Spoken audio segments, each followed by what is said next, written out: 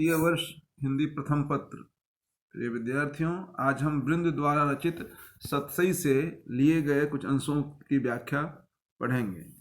पहला पद है, नीकी पै फीकी लगै बिनु अवसर की बात, जैसे वर्णत युद्ध में रस सिंगार न सुहात।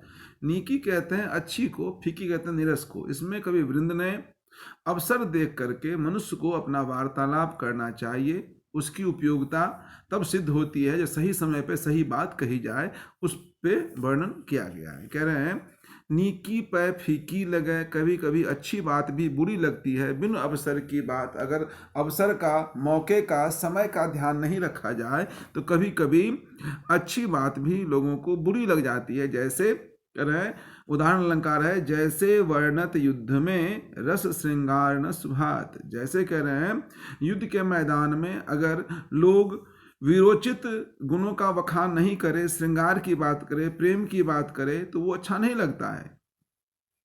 जैसे वर्णत युद्ध में, युद्ध के मैदान में श्रृंगार की बात नहीं, जोश की, उन्माद की, उत्साह की, उल्लास को, शत्रु को परास्त करने की, यही बातें अच्छी लगती है। अगर उस समय कोई श्रृंगार की बात कहे, प्रेम की बात कहे, तो वो अच्छी नहीं लगती है। इस बात की इसमें वृंद ने चर्चा की है। भावार्थ ये हुआ, मनुष्य को समयानुकूल, अवसरानुकूल वार्तालाप करनी चाहिए। अगला पद है, फीकी पै नीकी लगे कहिए समय विचार, सबको मन हर्षित करे जो विवाह में गार। इसमें कवि कह रहे हैं, कभी कभी बुरी बात भी अच्छी लगती है अगर समय का ध्यान रख करके कहा जाए। कैसे? सबको मन हर्षित करे, सभी मनों के, लोगों के मन को प्रसन्नता से उत्फुल्ल कर देती है। जो विवाह में गार, कह रहा है जिस प्रकार से अगर सामान्य जीवन में लोग एक दूसरे को गाली गलौज करें तो क्या होता है, झगड़ा हो जाती है, उसमें झंझट हो जाता है। लेकिन वही विवाह के उत्सव पर जब कन्या पक्ष की स्त्रियों द्वारा गाई जाने वाली गालियां वर पक्ष के लोगों को प्रफुल्लित करती है और वे उन गालियों को सुनकर बुरा भी नहीं मानते। भावार्थ ये हुआ, उस अवसर पर दी गई गालियां से वातावरण सरस बन जाता है। अगर सामान्य जीवन में गाली लोग करें आपस में तो भीषण कलह को जन्म देती है, लेकिन विवाह के उत्सव में सभी के मनों को प्रसन्नता से भर देती है। भावार्थ ये क्या हुआ, विशेष अवसरों पर कहे गए अपशब्द भी अच्छे लगते हैं, अतः अवसर का औचित्य का ध्यान रखकर सदा वार्तालाप करनी चाहिए। क्योंकि अवसर का विचार किए बिना कुछ अपशब्द कह देने पर आक्रोश उत्पन्न हो जाता है। कवि का यह नीति वचन लोकानुभूत से परिपुष्ट है। इसमें भी कवि ने उदाहरण अलंकार का प्रयोग किया गया है। अंतिम पद में है, सबको मन हर्षित करे ज्यों विवाह में गाय। अगला पद है, अति परिचयते होते हैं अरुचि अनादर भाई, मलय गिरी की भीलनी चंदन देत जराए। परिचय कहते हैं परिचय से, जराए मतलब जलाना। सामान्य आदमी, इसमें कह रहे हैं वृंद ने, परिचय के कारण होने वाली उपेक्षा अनादर का वर्णन किया गया। कवि कह रहे हैं, जिस आदमी से अधिक जान पहचान हो जाती है उसकी स्वभावतः उपेक्षा भी हो जाती है। कह रहे हैं, अति परिचयते होते हैं अरुचि अनादर भा। इस तरह अधिक परिचय से उसमें अरुचि तथा अनादर भी हो जाता है। कैसे? उदाहरण दे रहे हैं, मलय गिरी की भीलनी चंदन जेत जरा। जैसे मलय पर्वत पर चंदन के वृक्ष होते हैं, लेकिन वहां पर रहने वाली भील स्त्रियां खाना पकाने के लिए चंदन को ईंधन के रूप में जलाती है। वे चंदन के महत्व को नहीं आंकती। अगर हमारे सामान्य जीवन में कहीं भी चंदन की लकड़ी मिल जाए, उसकी सुगंध से हम लोग सराबोर हो जाते हैं और संभाल के रखते हैं, लेकिन उस मलयगिरी की भीलनी स्त्रियों के लिए चंदन एक आम बात हो गई है। चंदन को साधारण लकड़ी की तरह प्रयुक्त करती है, चंदन का अनादर करती है। कहने का भाव कवि वृंद कह रहे हैं दोहे के माध्यम से, अत्यधिक परिचय से कभी कभी नुकसान भी उठाना पड़ता है। इसमें कवि की लोकानुभव की व्यंजना हुई है। दृष्टांत अलंकार का उदाहरण है। अगला पद है, मूर्ख को पोथी दई वाचन को गुण गाय, जैसे निर्मल आरसी दई अंध के हाथ। इसमें कवि कह रहे हैं, मूर्ख को पोथी दई, किसी मूर्ख आदमी के हाथ में कोई रामायण, गीता, कुरान, बाइबल दे दें और कहें बताओ वाचन को गुणगात, इसके सद्गुणों की व्याख्यान करने के लिए हम कहेंगे तो आदमी कुछ भी नहीं कर जाएगा, क्योंकि वो मूर्ख है, उसमें ज्ञान शून्य है। कैसे? वैसे ही जैसे निर्मल आरसी दई अंध को हाथ। आरसी कहते हैं ऐनक को, कांच को, जिसमें अपना हम प्रतिबिंब देखते हैं, अपनी हम छवि को निहारते हैं। तो उसी प्रकार से मूर्ख आदमी को अच्छी पुस्तक देना और उससे ये उम्मीद करना जो उसकी अच्छी अच्छी बातों को हमें बाँचे, हमें कहे, उसके उपदेश से हमें लाभान्वित करे, असंभव है। कैसे? जैसे निर्मल आरसी, साफ सुथरी कांच किसी आदमी, अंधे आदमी को देने से वो अपने प्रतिबिंब उसमें नहीं देख पाता है। इसी बात की व्यंजना इसमें की गई है। इसमें भी उदाहरण अलंकार का प्रयोग किया गया है। अगला पद है घटत बढ़त संपत्ति सुमति, गति अरहट की जोय, रीति घटी का भरते हैं, भरी सो रीति होय। अरहट कहते हैं जिसमें किसान लोग खेती में रहट यंत्र के रूप में प्रयोग लाते हैं, पानी को भरते हैं, खाली करते हैं, भरते हैं। गति कहते हैं दशा को, घटिका कहते हैं रहट की डोलची को।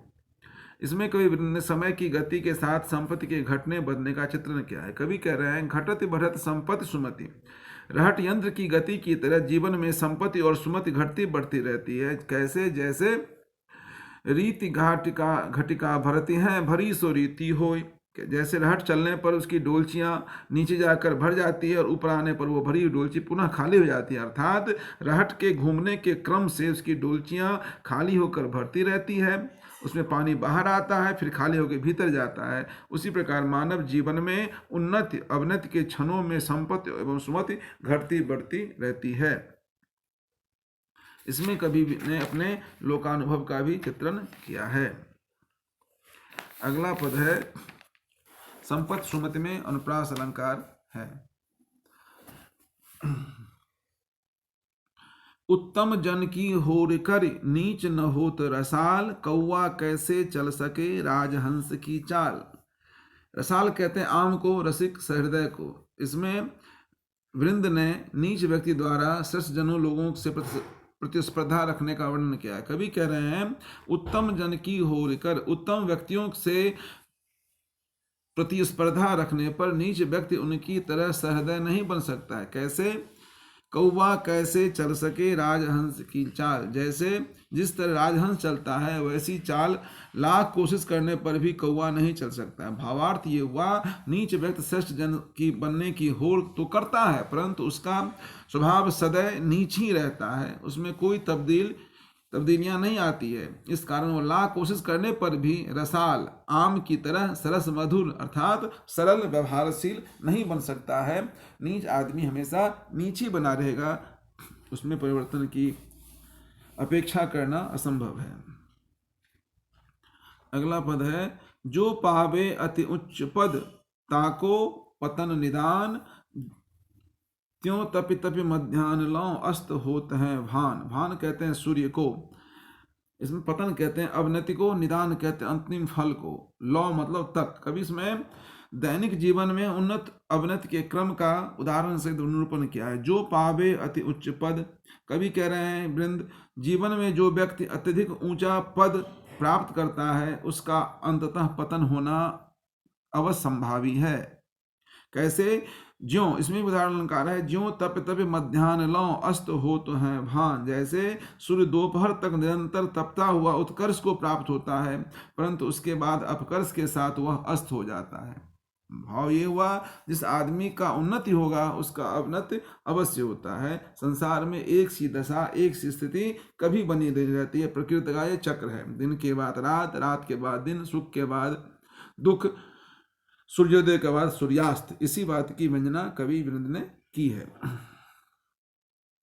करे बुराई सुख चहे, कहे सो पावे कोई, रूपे बिरवा आक का, आम कहाते हो। कह रहे हैं करे कोई संसार में कोई व्यक्ति अगर बुरा करके सुख की कल्पना करे तो वो असंभव है। बुरा करने वाले का बुरा ही होगा, उसे कभी भी सुख नसीब नहीं रह सकता है। भले ही वो दिखे लेकिन भीतर से उसका मन बड़ा ही दुखमय रहता है। करे बुराई सुख चहे, कहे कैसे पावे कोई, रूपे बिरवा आक का, आम कहाते हो। इसमें कोई आदमी जैसे रोपे आम आँख का पौधा लगाएगा, बिरवा कहते हैं नई पौध को, छोटे पौधे को, और उससे उपेक्षा करना, उसकी उपेक्षा करना जो मुझे आँख के पेड़ से आम के फल की प्राप्ति हो, बड़ा ही असंभव है। क्योंकि कहा भी गया है, जैसे हम बोएंगे वैसा ही हम काटेंगे, वैसा ही फल मिलेगा। ये बहुत प्रसिद्ध लोकोक्ति है। तो कोई व्यक्ति यदि दूसरों की बुराई करके स्वयं सुख पाना चाहे तो उसे सुख कैसे मिल सकता है? नहीं मिलता। कैसे? जैसे आँख के पौधे को रोपने पर आम की प्राप्ति नहीं हो सकेगी। भाव इसमें कवि ने दृष्टांत अलंकार के द्वारा बड़ा ही सुंदर व्यंजना की है। करे बुराई सुख चहे, इसमें भाषा बड़ी सरल है, इसमें प्रसाद गुण से भी संपन्न काव्य है। धन अरु जीवन को गर्भ कब वो करिए नाही, देखत ही मिट जाते हैं ज्यों बादल की छाया। इसमें भी कवि गर्भ कहते हैं विमान को, बादल कहते हैं बादल को। इसमें भी कवि वृंद ने जीवन में अहंकार घमंड करने की नसीहत नहीं दी है, और बताया है कि धन और जीवन तो नश्वर है। धन और जीवन को गर्भ, मनुष्य को अपने धन का और यौवन का, जीवन का घमंड नहीं करना चाहिए। धन दौलत और सुख संपन्न जीवन में कभी घमंड नहीं करना चाहिए, क्योंकि ये सब कुछ दिनों में उसी प्रकार समाप्त हो जाते हैं जैसे देखत ही मिट जाते हैं ज्यों बादल की छाया। इसमें उदाहरण अलंकार है, जैसे बादल की छाया कुछ क्षणों में ही मिट जाती है, और बादल की छाया की तरह ही धन जीवन क्षणिक एवं नश्वर रहता है, इसके कारण गर्व नहीं करना चाहिए। आकाश में कादल बादल छटते हैं तो कुछ समय के लिए लोगों को राहत मिलती है, लेकिन जो ही बादल हटता है तो फिर वही गर्मी की गर्मी हो जाती है। ओछे नर के पेट में रहे न मोटी बात, आध शेर के पात्र में कैसे शेर समात। शेर कहते हैं लगभग 1 किलो का वजन, तौलने का पुरानी माप है। पात्र कहते हैं बर्तन को। कवि वृंद कह रहे हैं जो ओछे नर के पेट में, ओछे व्यक्ति के हृदय में महत्वपूर्ण या गोपनीय बात ठहर नहीं पाती है, उसको लाख मना कर देंगे तो किसी न किसी आदमी को वो जाके उगल ही देगा। कैसे? क्योंकि उस बात को तुरंत दूसरों को बता देता है, क्योंकि उसे चैन ही नहीं मिलती है। ओछे नर के पेट में रहे न मोटी बात। मोटी बात का यहाँ पे व्यंजना यही है, बात मोटी साथ से क्या हुआ, गंभीर बात, रहस्य की बात उसके पेट में नहीं पचती है। कैसे? आध शेर के पात्र में कैसे शेर समात, जैसे आधा शेर अनाज रखने योग्य पात्र में 1 शेर अनाज नहीं समा सकता है, वैसे ही ओछे व्यक्ति के छोटे हृदय में बड़ी बात नहीं समा सकती है। इसमें भी कवि ने दृष्टांत अलंकार का सुंदर प्रयोग किया है।